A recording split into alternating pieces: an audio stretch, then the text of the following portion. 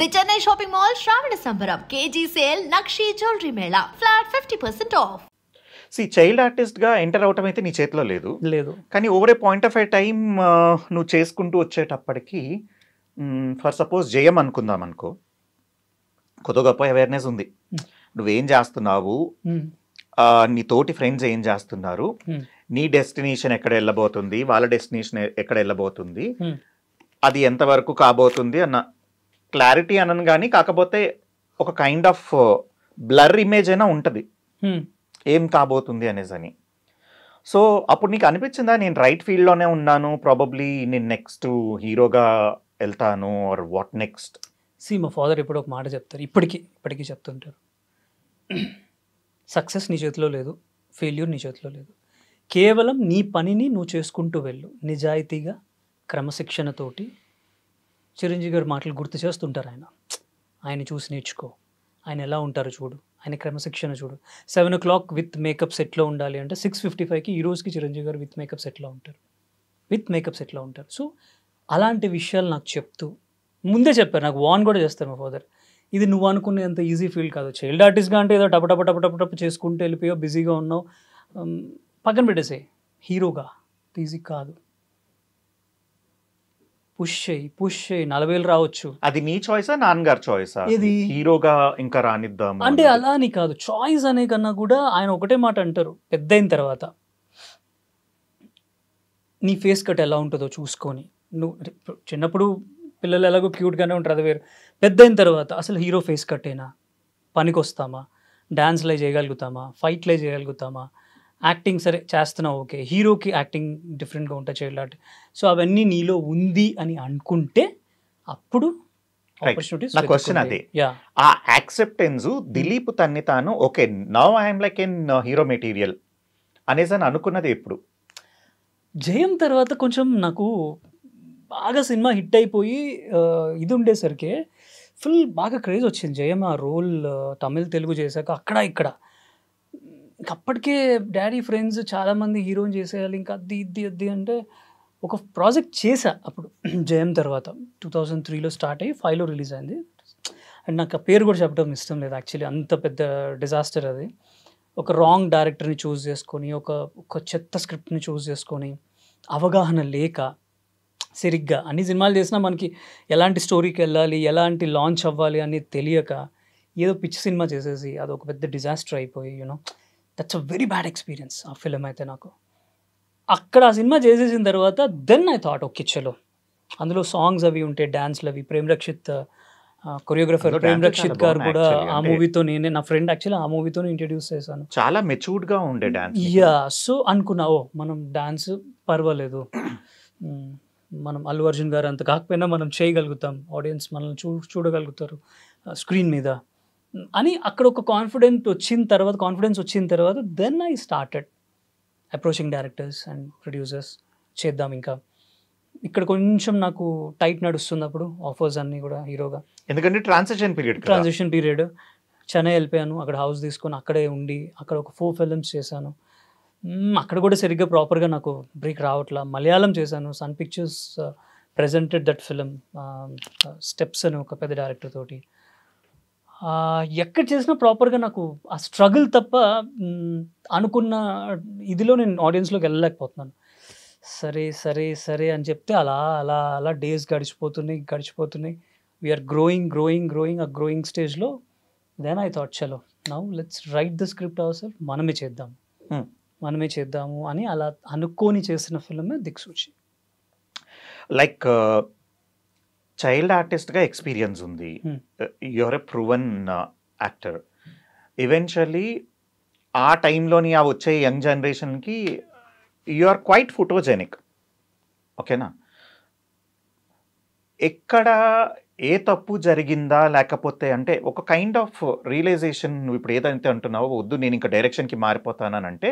నేను ఇప్పుడు డైరెక్షన్కి మారుతానని లేదు, నేను డైరెక్షన్కి మారుంటే దిక్సూచి నేను యాక్ట్ చేయను కదా, నేను ఇంకొకరితో వెళ్ళిపోతా. ఐఎమ్ స్టిల్ డూయింగ్, నేను యాక్టింగ్ చేస్తున్నా. రీసెంట్ అంటే ఒక 2 years బ్యాక్ నేను నెట్ఫ్లిక్స్కి కూడా ఒక వెబ్ సిరీస్ చేశాను, షీ అని, ఇంతియాజ్ అలీ సార్ది బాలీవుడ్లో. season 2లో విలన్గా చేశాను, మంచి రోల్. సో యాక్టర్గా నేను ఎప్పుడు మానను, దాని నుంచి మారను కూడా.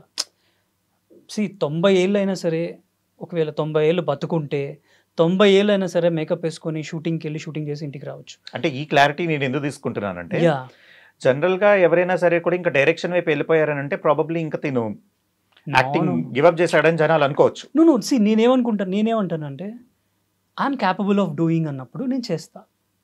ఇప్పుడు మీరు డైరెక్టర్, దిలీప్ ఈ సినిమాలో నువ్వు హీరోగా బాగుంటావు చెయ్యి, స్టోరీ చెప్పు, నా డబ్బులు ఏంటో చెప్పు, నచ్చితే చేస్తా. లేదు ఇందులో నువ్వు విలన్గా బాగుంటావు చెయ్యి, నేను రెడీ.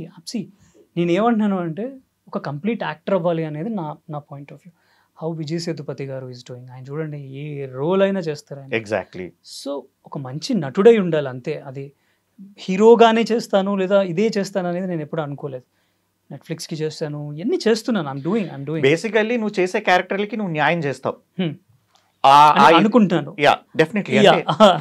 అంటే ఒకటి దిలీప్, కొన్ని మూవీస్ చూస్తున్నప్పుడు ఎక్కడో ఏదో మిస్ఫైర్ అవుతుంది. అంటే 24 క్రాఫ్ట్స్ కలిసిన తర్వాతే మనకి it's going to be bang. ఒకది జరగకపోవటానికి రీజను ఒకటే, లేకపోతే ఇదే కారణం అని అనుకుని మనం కూర్చోలేము. సో ఒక్కసారి వెనక్కి వెళ్ళి ఆలోచించుకుని చూస్తూ ఉంటే ఎక్కడ ఏది ఏం జరిగింది, how is that you could not market your self? I'm actually really bad in marketing myself. నేను ఒక ప్రోడక్ట్స్ రెడీ చేస్తే, దిక్సూచిని రెడీ చేస్తే నేను దాన్ని ఒక డిఫరెంట్ వేలో తీసుకెళ్ళాను బయటకి మార్కెట్లోకి. I know how to market my film. నేను ఒక ఫిలిం చేస్తున్నాను అని అంటే నా ప్రోడక్ట్ని నేను ఎలా సెల్లింగ్ ట్యాగ్గా చేయాలి, దీన్ని ఒక బెస్ట్ ట్యాగ్గా ప్రైజ్గా ఎలా చేయాలో నాకు ఒక క్లారిటీ ఉంది, ఐడియా ఉంది. బట్ యాజ్ అన్ యాక్టర్గా నాకు నేను సెల్ఫ్ ప్రమోషన్ చేసుకోవటం కానివ్వండి, సెల్ఫ్ పిఆరింగ్, ఇవన్నీ కొంచెం బ్యాడ్. నేను అంటే ఏమవుతుంది అంటే ఆడియన్స్లోకి వెళ్ళి మనం బిల్డప్లుగా మాట్లాడి లేదా అన్నెసరీగా పోస్ట్లు, ఏమో నాకు కొంచెం ఇబ్బందిగా అనిపిస్తుంది అది. మరి మేబీ ఇంట్రోవర్ట్ అవటం వల్ల తెలియదు కానీ బట్ ఫ్యూచర్లో ఇప్పుడు నేను ఒక ప్రాజెక్ట్ అనుకుంటున్నాను, ఇన్వెస్టర్స్తో మీటింగ్స్ జరుగుతున్నాయి. ఆ ప్రాజెక్ట్ నుంచి మాత్రం ఐ విల్ స్టార్ట్ పిఆరింగ్. ఇప్పుడు ఎలా అయితే ఇండస్ట్రీలో జరుగుతుందో మోర్ దెన్ దట్ ప్లాన్ చేద్దామని చూస్తున్నాను. By God grace I hope I will do that. సడన్గా అంత భారీ డైరెక్షన్ అని అంటే definitely it is not an easy job. కానీ నువ్వు రాసుకుని నువ్వు చేసుకుని మొత్తం అంతా కూడా చేయటం అని అంటే ఏదో ఒక ఫైర్ ఉంటేనే కానీ అది జరగని పని, రైట్? అది నీ క్రియేటివ్ని ప్రూవ్ చేసుకోవటానికా, లేదా నాకు రైట్ క్యారెక్టర్ ఇవ్వట్లేదు, నన్ను నేను కరెక్ట్గా నేనే ప్రొజెక్ట్ చేసుకోగలనని అనుకోవటం వల్ల, ఏదో ఒక రీజన్ అయితే అంతర్లీనంగా ఏదో ఒకటైతే ఉంటుంది నువ్వు డైరెక్షన్ చేసావు అని అంటే. Are you okay to share? Simple. మనకు ఒక విషయం తెలుసు, మనకి వంట ఎలా చేయాలో తెలుసు, ఒక కూర కాదు 10 కూరలు ఎలా వండాలో తెలుసు అన్నప్పుడు నీకు ఒక అవకాశం దొరికింది వండడానికి. వండు, రుచికరంగా వండు, వడ్డించు. సింపుల్. అంటే ఎగ్జాంపుల్ చెప్తున్నా మీకు.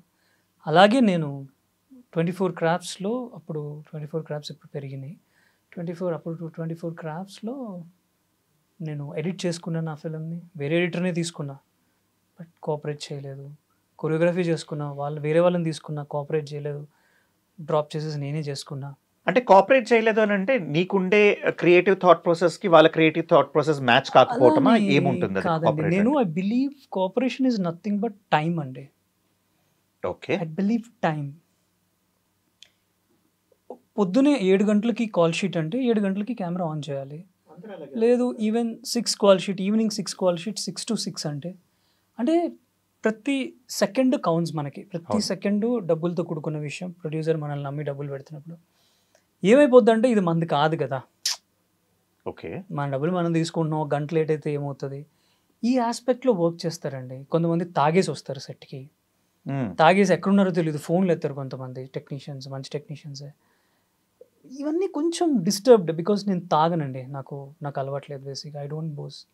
నేను స్మోక్ కూడా చేయను. స్మోక్ చేస్తావుగా? ఎక్కడ చేశాను? జయంలో చేశాను. మూవీ కోసం ఏదైనా చేస్తా. మూవీ కోసం 10 ఫ్లోర్ల నుంచి కింద అది అవన్నీ వేసి దూకమన్నా దూకేస్తా. జయంలో చేశాను. దట్స్ లైక్ మూవీ కోసం. ఈ డౌట్ నాకు ఎప్పుడు ఉండేది. ఇన్ఫాక్ట్ బయట కూడా చాలా సార్లు అడిగాను కదా, ఏ స్మోక్ చేయవా అంటే ఏదో భయ్యా అక్కడ. నాకు ఏంటంటే లంగ్స్ పాడైపోతాయి స్మోక్ చేస్తే. ఓ మంచి బాడీ ఇచ్చాడు దేవుడు, లోపల ఏది డ్యామేజ్ చేసుకోకూడదు. పోయే టైంకి పోతాం, అది వేరే విషయం. బట్ ఉన్నంతకాలం పీస్ఫుల్గా ప్రశాంతంగా ఏ అలవాటు లేకుండా 9 గంటలకల్లా లైట్ ఆపేసి పడుకుందాం. అంటే నాకు హ్యావ్ దిస్ హ్యాబిట్. చిన్నప్పటి నుంచి మా అమ్మ చాలా చాలా స్ట్రిక్ట్గా పెంచారు. పొద్దున్నే 5ంటికి 4:30కి 4ంటికి షూట్ ఉంటే 4ంటికి లేకపోవడం అలవాటు అయిపోయింది. సో లేదు అంటే 5ంటికి 4:30 మినిమం లేకపోవడం అలవాటు అయిపోయింది, షూట్ ఉన్నా లేకపోయినా. నైట్ తొందరగా పడుకోవడం, ఎర్లీగా, పొద్దున్నే తొందరగా లెగవటం అనేది డైలీలో ఒక రొటీన్ అయిపోయింది. మనం పొద్దున మధ్యాహ్నం నైట్ ఎలా తింటామో సేమ్ వే స్లీప్ టైం కానీ మార్నింగ్ వేకప్ టైం కానీ ఎక్కడ సైకిల్ దెబ్బతినలేదు నాది. నాకు ఇంట్లో వాల్ క్లాక్ అది మీ పెద్దగా ఉండేవి కదా, మ్యాక్సిమం మొబైల్ ఫోన్లు అనమాట. సడన్గా ఇప్పుడు నేను బాల్కనీలో కూర్చున్నప్పుడు నీ బెడ్రూమ్ వైపు లైట్ ఆగిపోయిందంటే ఓహో రాత్రి. ఓ యా, మీరు ఎదురుగా ఉండేవాళ్ళు. అవును, రాత్రి అయిపోయిందా అప్పుడే, ఈ మనిషి పడుకోవడానికి వెళ్ళిపోయాడు అప్పుడే. అప్పుడప్పుడు నేను ఇరిటేట్ చేయటా నేను ఫోన్ చేసి. అంటే ఐ ఫీల్ మీకు అక్షయ్ కుమార్ గారు ఇంటర్వ్యూస్ లో చెప్తుంటారు, ఇది నేను 93 నుంచి చేస్తాను. ఆయన్ని విన్నా, చూసారు. అంటే 93 నుంచి, అంటే మేబీ గుంటూరులో మా ఊర్లో ఉంటే ఎలా ఉండేవో నాకు తెలీదు. బట్ మా మదర్ ఏంటంటే షీస్ అగెనెస్ట్ టు లేట్ నైట్లు మేల్కొని ఉండటాలు, ఎప్పుడో 2ంటికి 3ంటికి పడుకొని పొద్దున్నే 11ంటికి లెగవటాలు. ఆమెకి చాలా ఇరిటేషన్. మమ్మీ అంటే ఎప్పటికీ నాకు ఒక రెస్పెక్ట్తో పాటు భయం కూడా ఉంటుంది. సో ఆమెను ఎప్పుడు ఇరిటేట్ చేయకూడదు లైఫ్లోనే ఒక పాయింట్ పెట్టుకుంటాను నేను. సో తనకి తగ్గట్టు నేను స్టార్ట్ చేశాను. బట్ అది చాలా మంచిదని నాకు స్లోగా ఏజ్ పెరిగే కొద్దీ, మనం గ్రోయింగ్ ఏజ్లోకి వస్తున్న కొద్దీ తెలుస్తుంది బాడీ. ఓకే, ఇలా ఉన్నాం కాబట్టి అట్లీస్ట్ కేబీఆర్ మొత్తం ఫుల్ రౌండ్ నాన్ స్టాప్ గా పరిగెత్తమని. యాక్చువల్లీ ఆ సంగతి కూడా చెప్పాలి. బేసికల్లీ ఇట్ వాజ్ ఇన్ 2008-9 లో అనుకుంటాను, కేబీఆర్ పార్క్ లో. That was the first time when I met you KBR park లో. అసలు చాలా సిన్సియర్ గా రన్నింగ్ చేసే, మార్నింగ్ ఒక 12 కిలోమీటర్స్, ఈవినింగ్ ఒక 12 కిలోమీటర్స్ పరిగెత్తాం. ఎగ్జాక్ట్లీ, దాంతో 2 మోకాళ్ళు డాన్స్లో ఒకటి ప్రేమ్ రక్షిత్ గారి వల్ల ఫ్లోర్ చేసి అది కేబీఆర్లో జాగింగ్లు చేసి 2 నీస్ స్టార్టింగ్లో, అంటే లైక్ ఇయర్స్ బ్యాక్. అప్పుడు ఫిజియో చెప్పారు, ఓవర్ వర్క్అవుట్స్, డాన్స్లు ఇవన్నీ చేస్తే ఆబ్వియస్లీ ఉంటుంది. ప్రాబబ్లీ దిక్సూచి టైంకి నీకు ఇండస్ట్రీ ఏంటి అన్నది అర్థమైందా, దిక్సూచి తర్వాత నీకు అర్థమైందా? ఎందుకంటే ఇందాక ఆల్రెడీ చెప్తున్నావు, వాళ్ళు టైంకి రారు, టైం చేయగరు, అండ్ క్రియేటివ్, అంటే కొంతమంది గురించే మనం ఇప్పుడు మాట్లాడుకున్నా, కొంతమంది గురించే మాట్లాడుకుంటాం. ఫ్యూ పీపుల్, ఎగ్జాక్ట్లీ, అందరూ కాదు. అలాగనేసని మామూలుగా హార్డ్ వర్క్ చేయకపోయినా, డిసిప్లిన్ లేకపోయినా వర్కౌట్ కాదంటే డెఫినెట్లీ కావాలి. ఎక్కడో ఒక చోట అనిపిస్తుంది కదా దిలీప్, నేను ఇంత చేసాను భయ్, అవ్వట్లేదు, నిజంగా నేను ఇంత మళ్ళీ చెయ్యాలా అనిపించింది ఎప్పుడైనా? It's not so easy in film industry. Film ఇండస్ట్రీలోనే కదా, ఎక్కడ ఏది ఈజీ కాదు. ఇప్పుడు నేను ఎన్ని సినిమాలు చేసినా, ఇన్ని ఇయర్స్ నుంచి ఇండస్ట్రీలో ఉన్నా, 93 నుంచి ఉన్నా, ఇప్పుడు నేను ఒక పెద్ద స్టార్ హీరోకి ఒక స్క్రిప్ట్ చెప్పాలని చాలా రోజుల నుంచి చూస్తున్నాను. సో అదే ఇండస్ట్రీలో ఎన్ని ఇయర్స్ నుంచి ఉన్నా, ఎవరు తెలిసినా తెలియకపోయినా, ద ఓన్లీ థింగ్ ఇస్ ఆ టైమింగ్ కరెక్ట్గా సెట్ అవ్వాలి. ఇందాక మీరు అన్నారు కదా స్ట్రగుల్ ఎలా ఉంటుంది, ఎప్పుడు హిట్.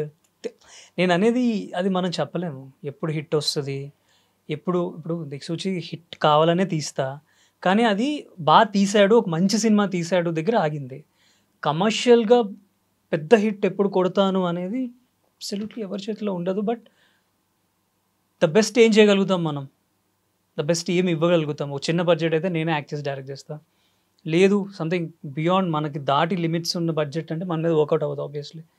సో మనం ఎవరైనా హీరోని పట్టుకొని చేయాలి, అది కొంచెం టైం టేకింగ్, ఏం చేయలేము దానికి. ఎవరిని ఇప్పుడుండే ఇండస్ట్రీ వాళ్ళు, ఇంతకు ముందు ఉండే ఇండస్ట్రీ వాళ్ళు చాలా మంది నీతో కూర్చుంటారు, మాట్లాడతారు. నాగబాబు గారు కూడా నీకు బాగా తెలుసు, ఆయనకు కూడా నువ్వంటే చాలా ఇష్టము, పరస్పరంగా మాట్లాడుకుంటూ ఉంటారు. ఇన్ని జరుగుతున్నా సరే కూడా ఎక్కడో ఒక చోట ఒక స్క్రిప్ట్ తీసుకుని వెళ్ళి నేను ఫలానా వాళ్ళకి చెప్దాం అనుకుంటున్నాను అని అంటే ఆ పుష్ ఉంటుందా? ఏమో, నేను ఎప్పుడు ఎవరిని అడగలేదు యాక్చువల్లీ. ద ప్రాబ్లమ్ ఈజ్ నేను అడగలేదు ఎవరిని, నేను జస్ట్ చేసుకుంటూ వెళ్ళిపోయాను. దిక్సూచి నాకు ఎవరిని అడిగే అవసరం పడలేదు, నేనే యాక్ట్ చేశాను కాబట్టి. ఇప్పుడు ఇంకొక స్క్రిప్ట్ ప్లాన్ చేస్తున్నాను, అది చిన్న బడ్జెట్లోనే, అది నేనే యాక్ట్ చేసి డైరెక్ట్ చేద్దాము అనేది నా మెయిన్ ఇంటెన్షన్. అది కాకుండా ఇందాక మీకు చెప్పినట్టు పెద్ద స్క్రిప్ట్స్ ప్లాన్ చేస్తున్నా, బట్ చూద్దాం, అప్రోచ్ అవుతున్నారు వాళ్ళే.